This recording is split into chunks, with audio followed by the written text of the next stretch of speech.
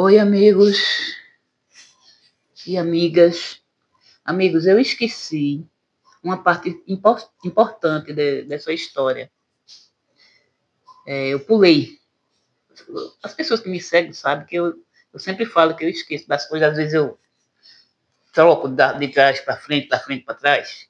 E eu esqueci uma parte muito importante. É importante você saber disso, porque para não julgar a minha mãe além do necessário, digamos assim. Bem, a minha mãe, segundo ela teve 23 filhos. Um bocado ela abortou, provocado. Outro bocado ela deu. Outros ela morreu depois que nasceu. E outros ela criou. Bem, os que ela deu assim. Eu digo, ou pelo menos eu quero acreditar nisso. Não foi, não. Não foi por ruindade que ela deu os filhos dela, não. Ela deu por dificuldade. Eu acho, como eu não conhecia a vida dela com o marido dela, com o pai desses meninos, que ela teve 13 filhos do mesmo pai. Ela disse que teve 23 filhos. Isso não é fácil de se falar, porque eu estou falando da minha mãe. Mas 13 é de um pai só. É do homem que ela morava com eles no Ceará. E o resto, ela não sabe quem é o pai. Ela não sabe. Só engravidou e... Bom, para ela dar o filho, ela e ele, os dois juntos, era igual. Eles se combinavam.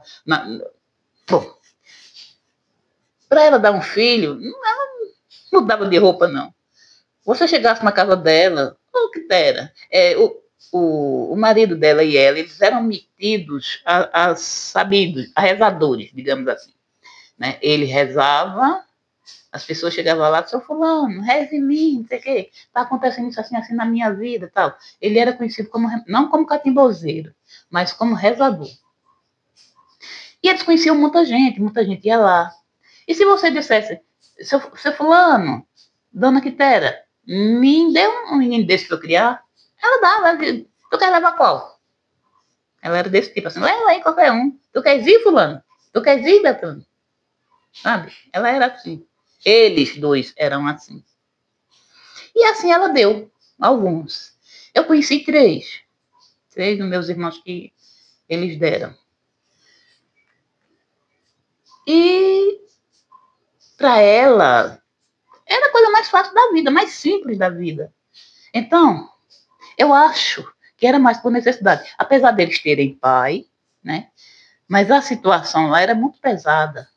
Lá no Ceará, onde eles moravam, o trabalho era muito pesado. O trabalho era limpar algodão, apanhar algodão, limpar cana, cortar cana, trabalhar no arroz. Eu mesmo ainda trabalhei, quando eu cheguei lá, eu ainda trabalhei uns tempos limpando arroz, com água no joelho.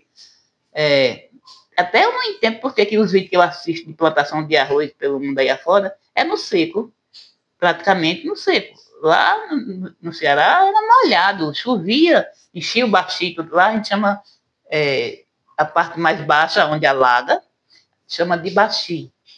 Era aquele meio mundo de arroz, assim, aquela de roça de arroz, dentro d'água. Chovia e a água ficava ali até escoar, até secar.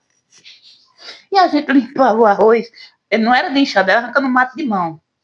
E as cordas aqui que saía assim, ó, na frente da gente. Era serviço muito ruim. E era muito difícil também de ganhar dinheiro. A gente trabalhava a semana toda, chegava no dia, era no domingo, dia da feira. Aí chegava no domingo lá na casa do patrão para receber, ele não fazia as contas dos dias que você trabalhou. Ele perguntava assim, tu trabalhaste quantos dias? E tu queres quanto? Ah, não vou lhe dar tanto, não, vou lhe dar tanto. Sabe, não fazia conta dos dias que você trabalhou. Era um tipo de escravidão. Não tinha como, não fazia conta. Ele dava o que ele queria e pronto. Achava que o seu dia de serviço só valia aquilo ali. E assim você vivia, num aperreio muito grande, num aperto muito grande. Tivesse você marido ou mulher ou não. Era assim que vivia. E quem tinha muito filho, passava aperto. Muito, muito aperto. Como era que se saía disso? Roubando macaxeira no sítio dos outros, cana nos sítios, macaxeira na roça, cana nos sítios. E por aí, avante. Né? Então, para ela dar um filho, o filho vivia, não passava fome, mas vivia num aperto muito grande. Então, para ela pensava logo assim, eles têm comida para dar, e pronto, e dava e ia embora. Então, para ela, não era difícil dar um filho. Não era. Mesmo que ela não pensava se não ia ver mais o filho, como ele ia viver, como ia ser o futuro dele dali para frente, se ele ia ter futuro ou não, ela não pensava nisso. Então eu digo que ela não era por maldade, 100% maldade. Eu acho que era mais por necessidade. E ela achava que eu ia deixar o meu filho para ela tomar conta. Eu ia deixar com ela para eu ir trabalhar e ela tomar conta. Só que ela trabalhava e ela não ficava em pesqueira a vida toda. Ela vinha e ia direto. E o que ela não sabia, não imaginava, era que por nada nesse mundo eu ia deixar ela criar um filho meu. Porque eu só passei 4 anos com a minha mãe. Mas eu considero 4 anos no inferno. Gente, eu estou falando da minha mãe, isso não é fácil. Mas é como se eu vivesse no inferno mesmo.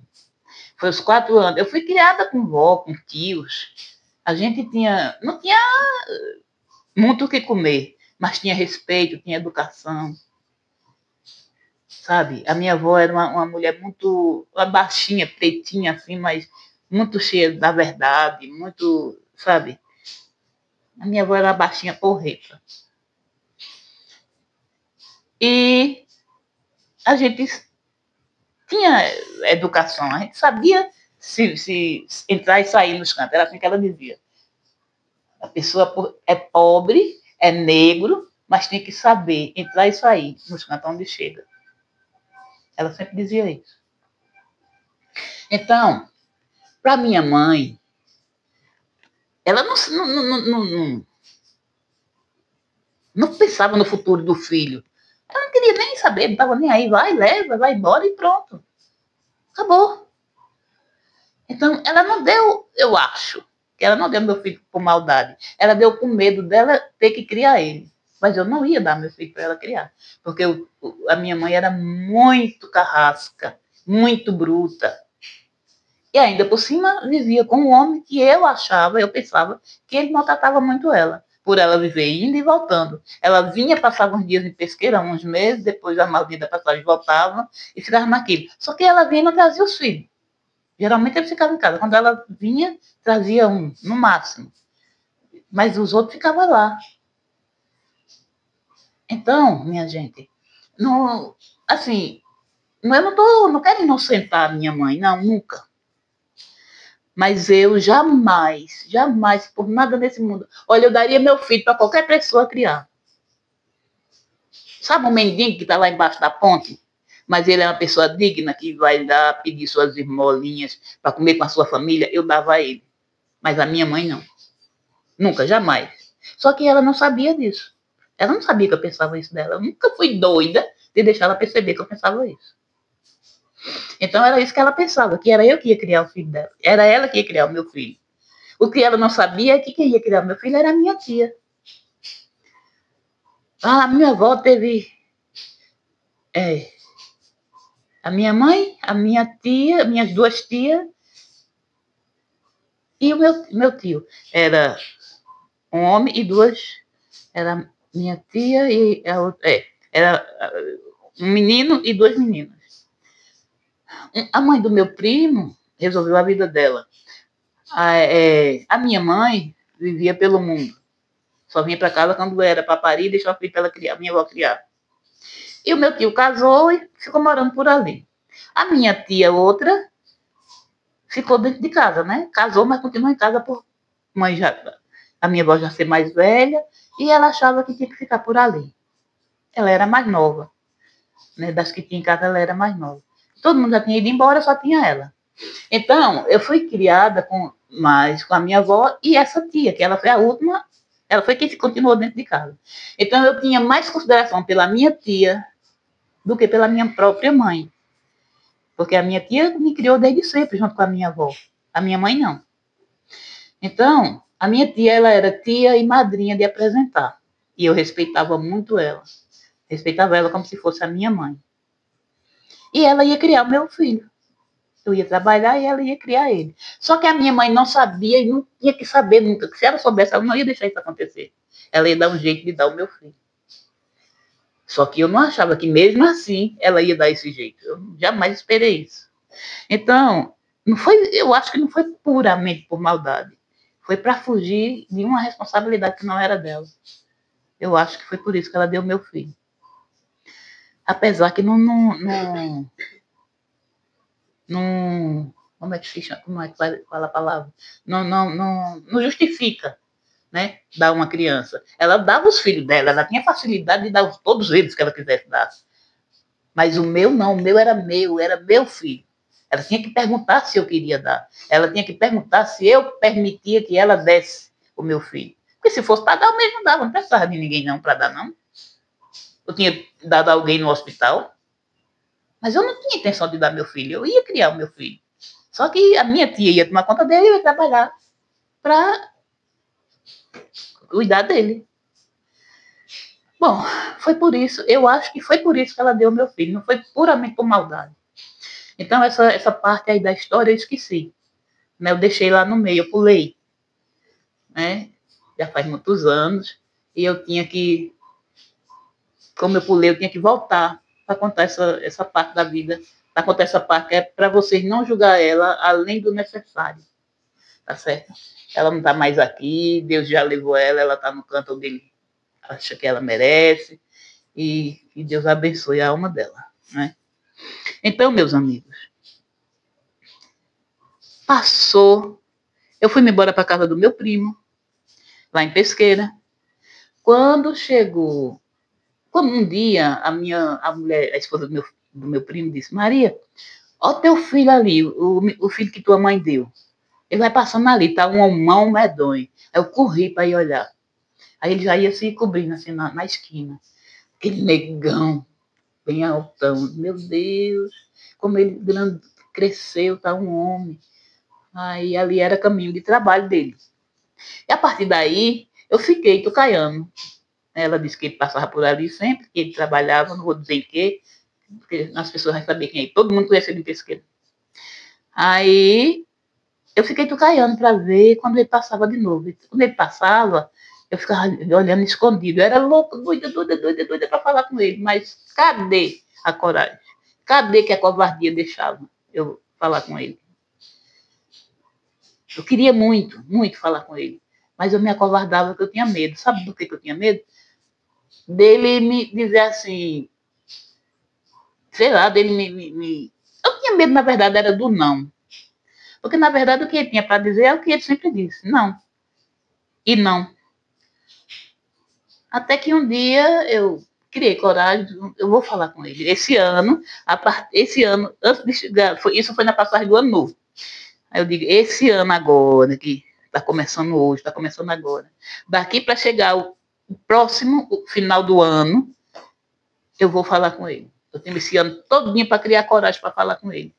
Eu tenho que deixar essa covardia de lado. Passou o ano todinho. Quando chegou, já perto do fim do ano, aí eu tentei falar com ele. Eu consegui o telefone dele, liguei para ele, aí ele não estava. Quando ele chegou, aí ele retornou a ligação, né? E disse que não queria falar comigo. Eu perguntei, eu disse quem eu era, e ele disse, não, eu não quero falar com a senhora. Eu disse, mas você tem certeza? Ele disse, tem. Mas eu não vou tomar seu tempo, muito tempo, eu só quero explicar as coisas para você. Ele disse, não, eu não quero ouvir. Eu não tenho nada para falar com a senhora, já disse. Eu, tá certo. Pronto. Vamos parar por aqui de novo, né? E esse vídeo continua. Faça isso, viu? Se inscreva se não for inscrito. compartilhe, comente, deixe o seu ok. Eu preciso muito dele. Fica com Deus e até o próximo vídeo.